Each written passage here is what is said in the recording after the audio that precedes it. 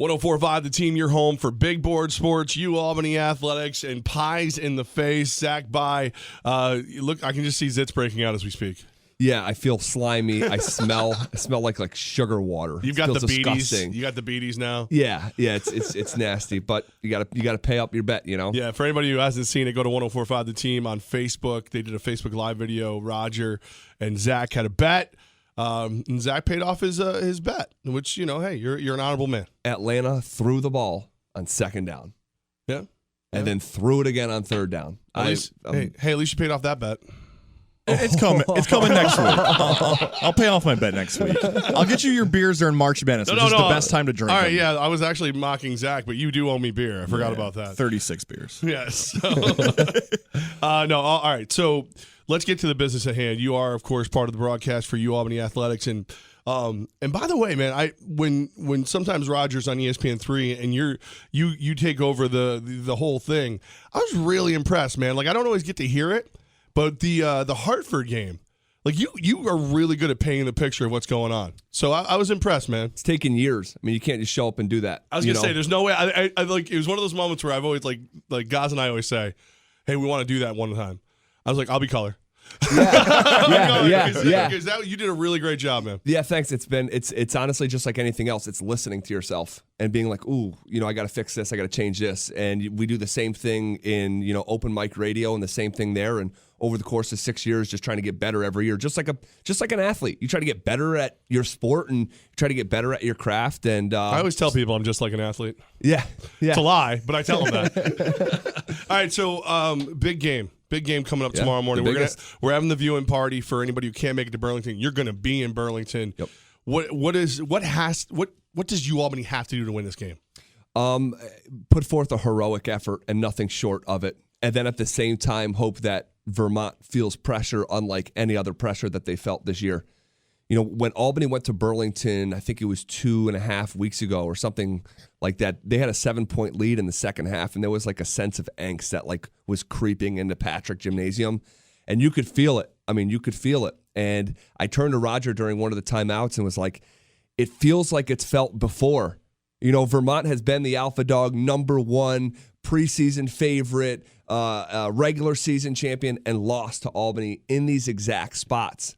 John Becker's been the coach in those spots. Some of these players have been on the court during those spots. And it was like, man, is Albany going to pull an Albany again? And I'm just curious if Albany does put forth that heroic effort, and it is a close game with, say, under 10 minutes left, is a unique pressure going to affect Vermont? Because it'd be unfamiliar territory. That when they were down 7 in the second half, that was the most they've been down in any second half this year. I mean, they've smacked everyone in the league. So I'm just wondering if that uncomfortable and unfamiliar feeling will, benefit Albany. And, they have a lot of pressure on them. Nation's longest winning streak, preseason #1, run the table, coach of the year, player of the year, rookie of the year, defensive player of the year, sixth man of the year, all in one season. It's a lot of pressure. So I just want to see how they handle it. With all that laid out there, talent-wise matchup in Will Brown's tenure as the head coach, is this overall the toughest matchup he's faced against a conference opponent? Yep, not close. It's not. I can't even think of another one that would. Their first, second, and third. Yeah. I mean, it is. They are that much of an underdog. Curious to see when the line comes out. I'm sure it'll be, Vermont -9 or something like that, maybe 10. I'm not sure, but Albany's put their hands up to fight twice this year, and they've scored 49 and 50 points against UVM. I mean, you need to hit 12 more points than that to win. This is the most daunting task they've had in the Division I era. I mean, this is the best team in Vermont that I've seen in my time covering the university, and even beforehand.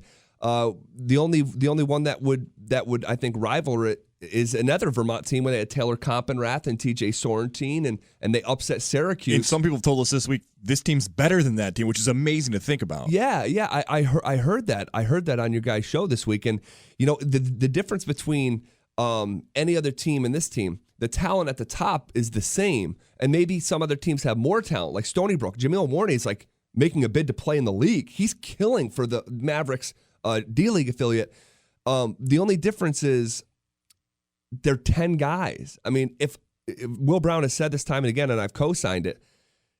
The second five for Vermont would finish 4th or 5th in the league. I mean, they're that good. They bring a sixth man of the year off the bench, but the sixth man of the year 2 years ago still comes off the bench for them. So they have 2 former sixth men of the year, and then they have a 1,000-point scorer who also, in addition, comes off the bench. I mean, they're a juggernaut. I mean, it's going to be a tall task. This is the type of team that if they win on Saturday, tomorrow, if they win, they'll be a 12 or 13 seed in the NCAA tournament, and one that I'm sure like Jay Billis will be saying, hey, watch out for this UVM team. They could pull an upset over, pick your whatever your back end ACC team. I mean, it could happen. Zach By with us right now, 104.5 The Team. Now, Will didn't like this. Coach Will Brown did not like this, but the football coach, Greg Gattuso, and myself, we said the same exact thing. You do not want to give Will Brown this long to prepare for any game. Doesn't matter how good your team is. Is that accurate? Do you believe that Will can put together the right game plan to win this thing? Yeah, I've seen it time and again. I mean, he if there's one thing that Will has shown me over the years, it's just like don't doubt him. I mean, if they lose, they'll lose, whatever. But it's not because they weren't prepared. From an acumen standpoint, Will is one of the best X's and O's coach I've ever seen. He's 5-0 in championship games. I mean, 5-0. Him and Jim Calhoun, before he went to UConn, it was at Northeastern, they're tied for the most championships this league has ever seen. And to be undefeated in those games, I mean, it's a testament to Will, because only twice were they favored. 3 of the 5 times they've been the dog, and 3 of the 5 times it's come on the road on national television. So it's the same scenario that they'll be facing tomorrow. You're an underwhelming favorite. You're in Patrick Gymnasium. The game sold out in 20 minutes. Ooh. I mean, the place is going to be jumping. They were lining up at 5 a.m. It's going to be a wild atmosphere. But again, if there's one thing I've learned through the years, it's to trust his game plan. This was supposed to be a rebuilding year for Albany. They graduated 3 all-conference seniors, right. All-conference, 2 first-teamers. And then Hooley was a 3-time all-conference player. And all they did is win 20-plus games and are back in the title game for the 4th time in 5 years. And for the 6th time in 11 years. And they just went Division I in 1999. I don't think that can be overstated at all. He's built from scratch a legitimate mid-major program. It's going to be an amazing matchup. Again, our game coverage starts at 10:30. Tip-off set for 11 o'clock right here on 104.5 The Team. I could talk about Albany with you all day, but I want to make sure we touch on this because this guy's name's been brought up when we interview all the time. We have yet to get your take on Tyrod Taylor coming back to your beloved Buffalo Bills. I think that if the objective is to make the playoffs and that's where it stops, he's the best option. You'd be taking a step backward if you went in any other direction. I don't believe at the same time that Tyrod Taylor will ever lead you to your end goal.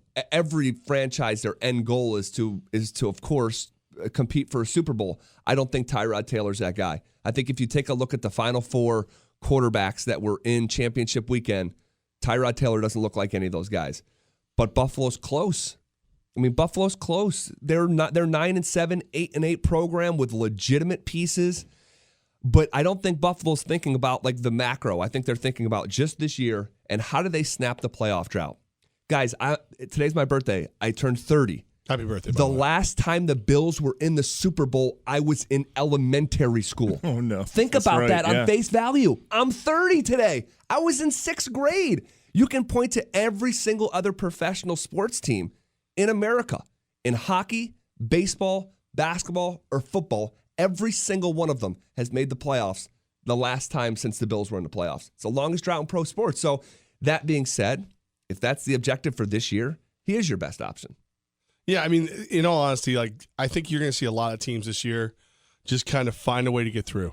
Duct tape, bubble gum, look for your guy next year. Because next year there's a lot more options, whether it be the draft or whatever else. But look, man, I wish I could tell you for your birthday the Bills were going to be a better team, but I can't. Give him advice on being 30 now. Like, what do the 30s hold? Because I can't offer that advice yet, thank goodness. I remember very little. Well, you think about it. When I turned 30, I had a 4-year-old.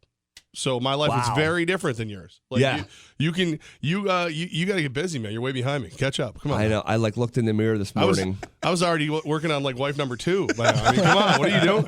I'm still on my first wife. Happy to say. But yeah, 30 years old. I got one foot in the grave and the other foot on a banana peel. So. As the old man of the staff right now, shut up. I know, of course. I always said this with about age. I said if my 70-year-old self could talk to myself now, he'd probably smack me upside the head. I realize these are supposed to be some of the best years of your life, and I can't wait to tackle it. I got to tell you, your 30s are no different than your 20s. In all honesty, they're really not. 40, this year is 40. It's just the fact that I say out loud I'm 40 years old. That's the only difference. It doesn't affect your day-to-day life, and especially like you're in good shape and everything. And my shape of being round is just it still it's works. A mindset, man. It is. It's truly mindset. You look at a guy like Tom Coughlin. You know what I mean? Like just like the way he carries himself. Like I think that is the model. Pete Carroll's the oldest coach in the NFL. How about that? Yeah, and there's another perfect example. So yeah, I'm pumped up. I'm pumped up to celebrate. I'm pumped up for the weekend. It's and I went on. I know we got to go, but I went on record today, said this is the best year of Capital District sports history. Yeah. For the first year, Siena and UAlbany are in the title game in the same year, first time ever. Union hockey is top 10 in the country. Right. UAlbany lacrosse is top 10 in the country. Right. Skidmore basketball goes to the NCAA tournament, wins a game. Union basketball goes to the NCAA tournament, wins a game. Our other full scholarship program, St. Rose, goes to the NCAA tournament as a 3 seed. They play tomorrow.